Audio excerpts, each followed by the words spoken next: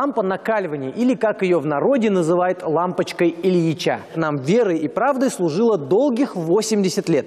А сейчас про эту лампочку накаливания забывают. И на смену ей пришли энергосберегающие диодные лампы. Вот такие.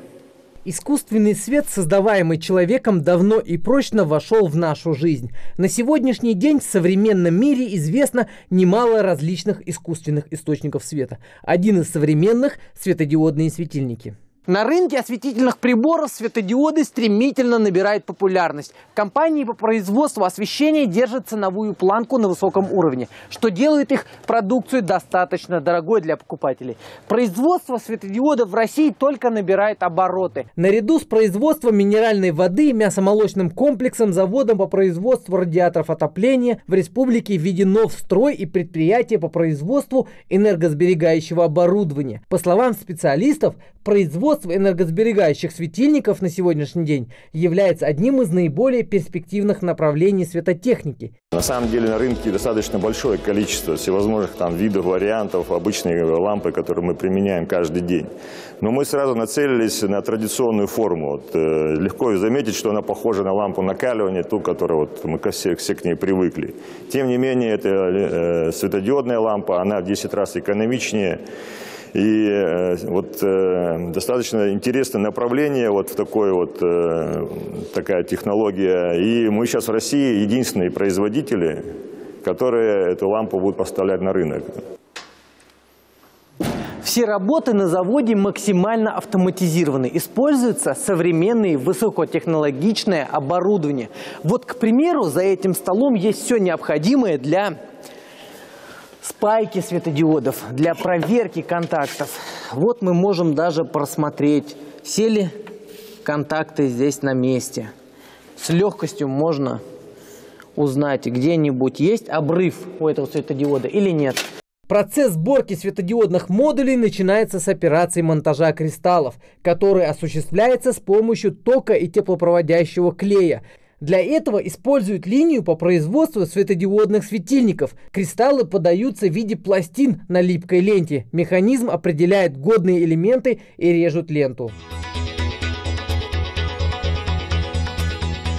Процесс начинается с установки светодиодных линеек на металлические основания лампы. Устанавливается она клепками. Непосредственно установкой занимается наш монтажник радиоэлектронной аппаратуры Ажигов Ахмед. Работа заключается в том, чтобы закрепить эти линейки на этой плите заклепками. Потом мы передаем пайщику. Крепятся они так. Следующий этап первичного монтажа заготовки светодиодов крепится на плату вместе с элементами электропитания. Крепление осуществляется с помощью паяльной лампы. Готовые платы уже можно монтировать в светильник. Диодные ленты уже заклепаны.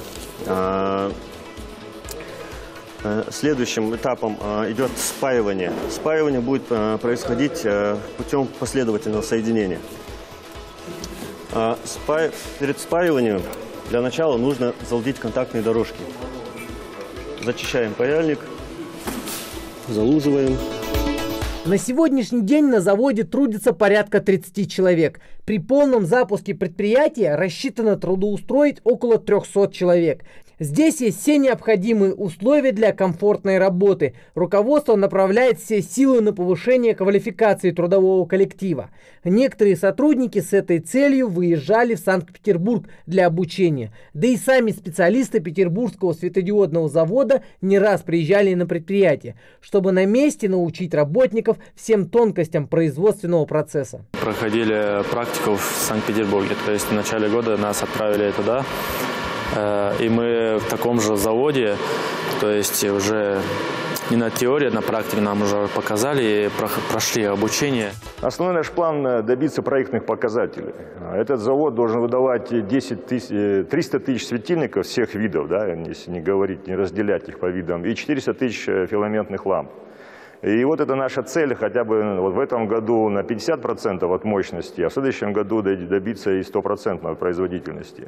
Производство светодиодов в России только на этапе развития. Существующие фирмы, их можно пересчитать на пальцах. Но несмотря на это, российские компании стремительно развиваются в данном направлении и в скором времени составят достойную конкуренцию зарубежным производителям. А технопарк Свердло станет на одну линию с мировыми фирмами, которые делают вот такие вот светодиодные светильники.